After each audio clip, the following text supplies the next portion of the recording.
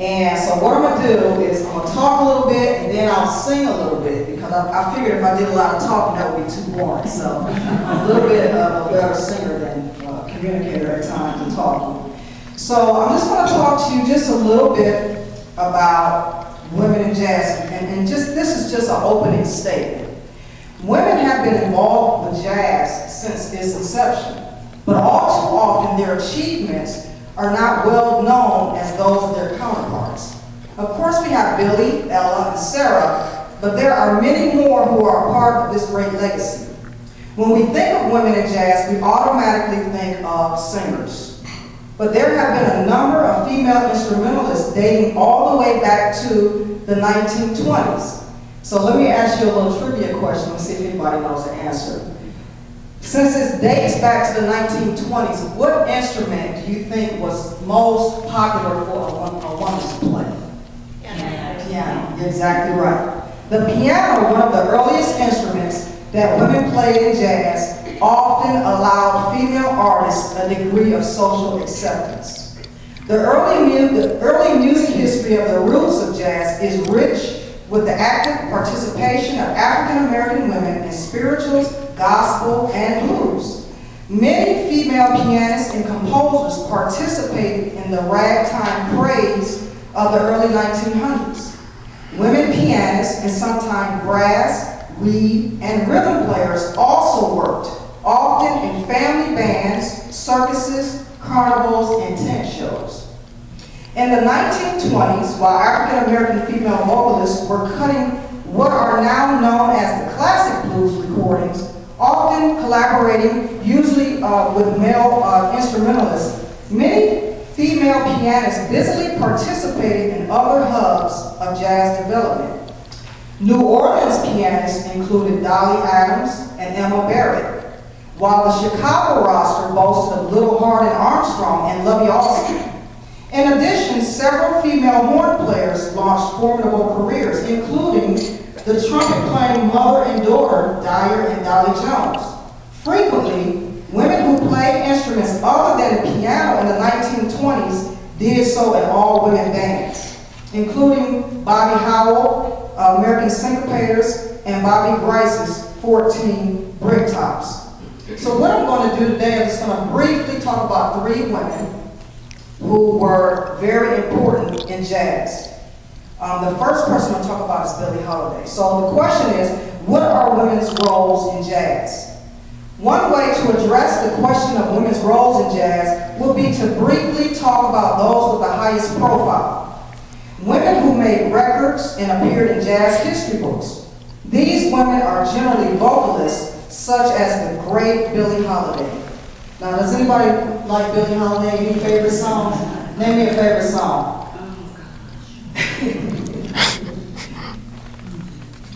Anybody ever heard Fine and Mellow? What about God Bless the Child? Summertime? Okay. So, Billie Holiday, she spent her life battling abuse, addiction, and racial discrimination. Billie Holiday, her birth name was Eleanor Harris. She was born April 7, 1915.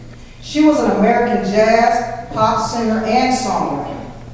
Holiday's father was a jazz musician, but he abandoned them at an early age. And she was often left in the care of abusive family members, which resulted in prostitution at an early age. During the 1930s, she began singing in Harlem's nightclubs, and as a result began performing with some of the greatest musicians, including saxophonist Lester Young. She was known for her distinctive phrasing, expression, and sometimes melancholy voice. After her 1937 tour with the Count Basie band, Billie joined the Artie Shaw's group, becoming the first African-American female to be featured with an all-white band. Promoters objected to Holiday's race and her vocal styles. And out of frustration with the discrimination, she left the band and moved back to New York. Billie's first recording debut at age 17 was with Benny Goodman, and she recorded many more songs. But her top hit was God Bless the Child. This became Holiday's most popular and covered record. It reached number 25 on the record charts in 1941 and ranked third in Billboard's top songs of the year, selling over 1 million records. In 1976, the song was added to the Grammy Hall of Fame, and she died in 1959 of heart and liver failure. She once mentioned in an interview that the songs she sang were a direct reflection of her life. So she had a hard life, and she had a lot of struggles with addiction, abusive relationships. So what I'm going to do right now, I'm going to sing 2 songs. Of course, I can't sing it like her. But I will say, now that you know a little bit of history, I want you to listen to the words of the songs. And usually, you will tell like where she's coming from. So I'm going to do a blues entitled Fine and Mellow, and then I'm going to do God Bless the Child.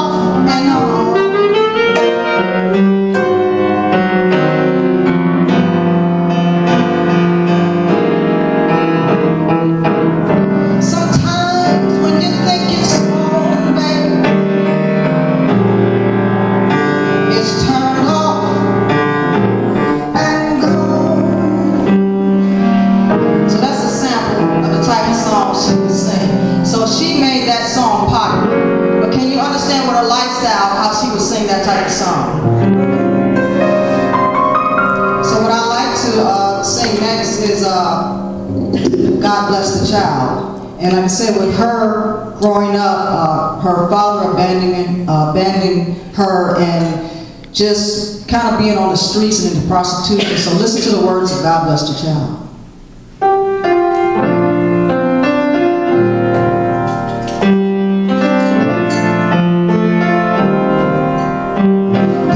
That God shall get, them that's not shall lose. So the Bible said, and it still is loose. Mama may have it, Papa may have. God bless the child. He's got his song. That's got his song.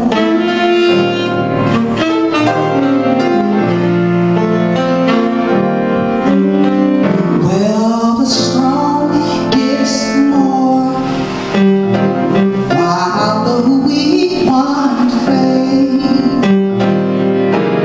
Empty pockets don't ever make the grave. Now, Mama may have,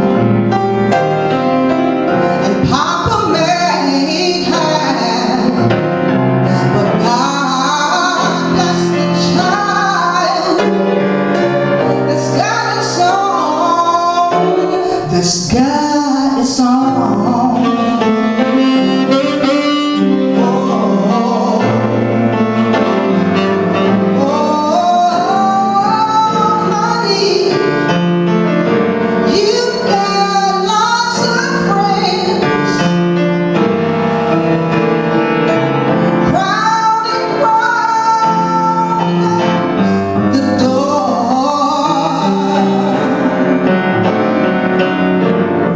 When they're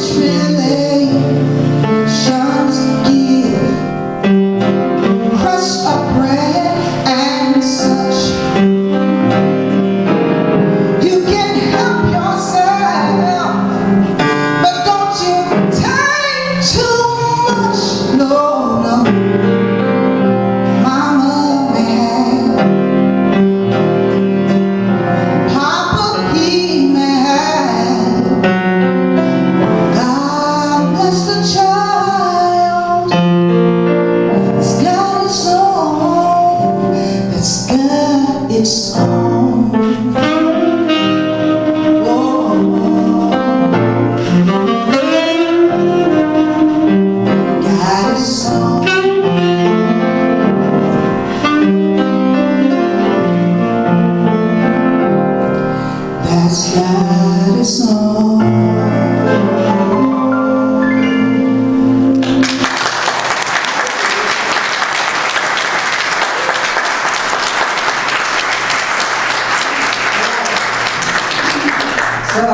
So everybody kind of sees where Billy is coming from a little bit, okay?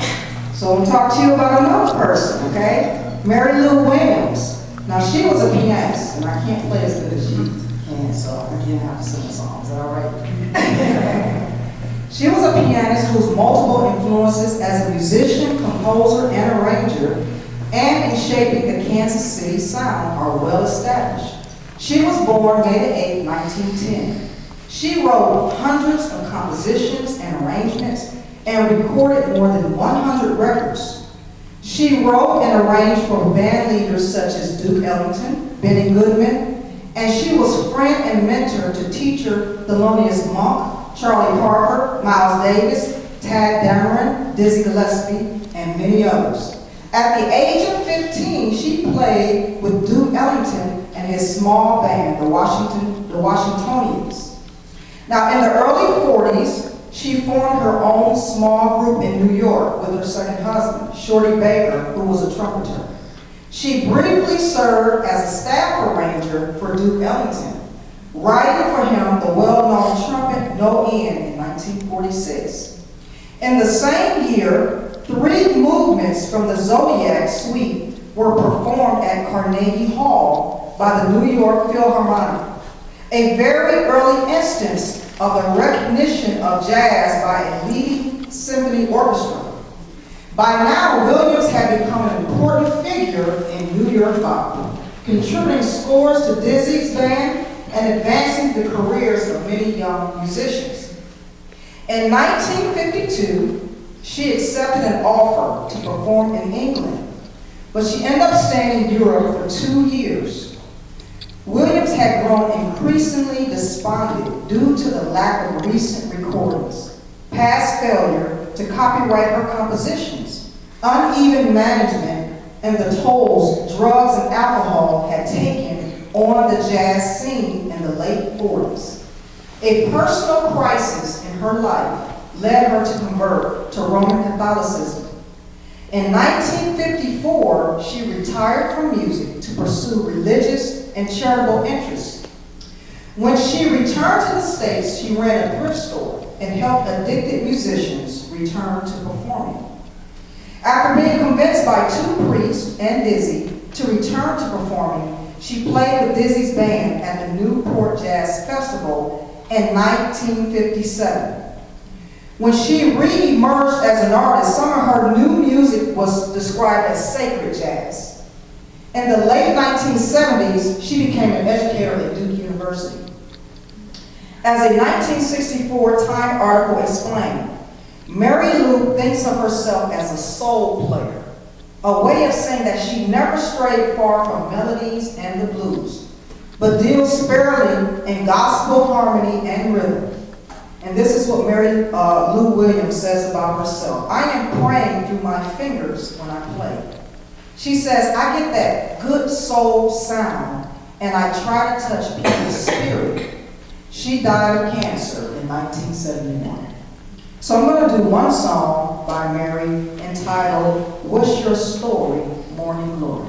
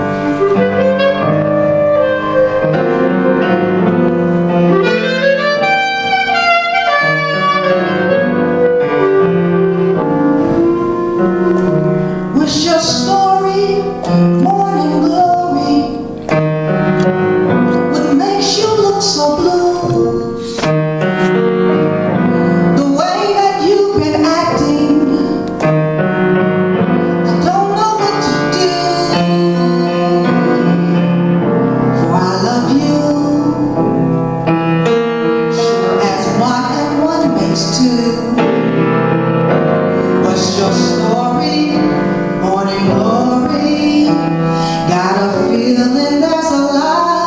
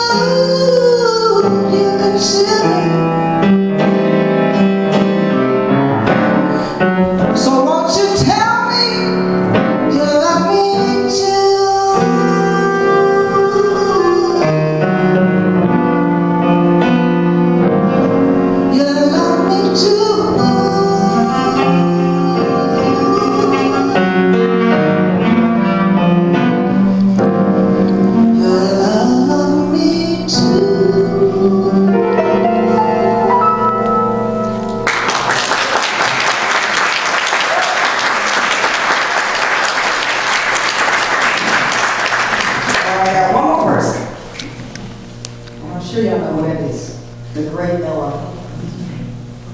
Tell you a little bit about Ella. Ella was a jazz vocalist. Her name was Ella Jane Fitzgerald. She was born in Newport News, Virginia on April 25th, 1917. She started her humble beginnings as a result of her name being pulled during a weekly drawing at the Apollo. And she won this opportunity. Now, she originally entered the competition to dance. But what happened, the duo in front of her was so good that she said, there's no way I can top those two. So she decided to sing something. And it says, by the end of the song, the audience demanded an encore, and this is when her musical journey began. She says, once up there, I felt the acceptance and love from my audience. Ella said, I knew I wanted to sing before people the rest of my life.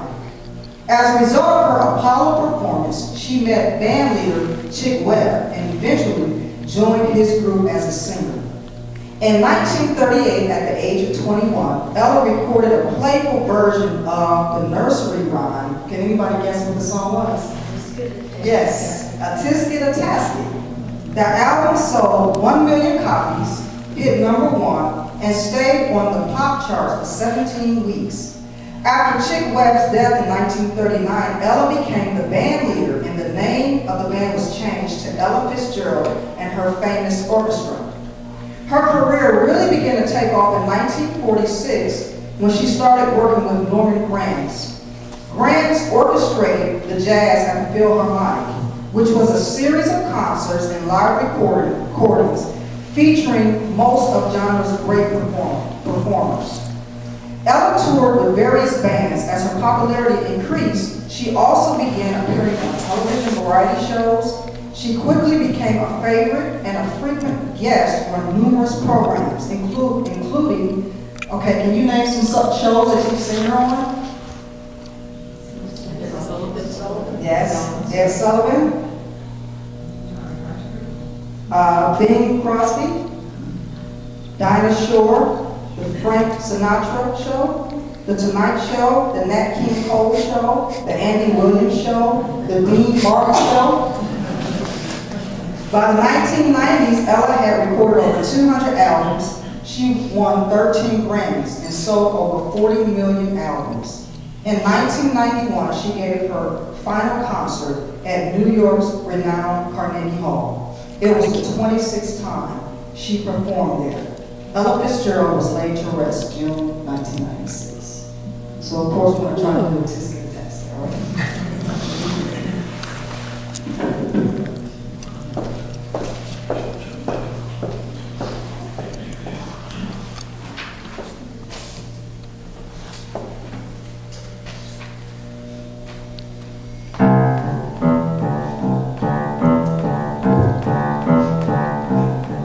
A tisket, a tasket, a green and yellow.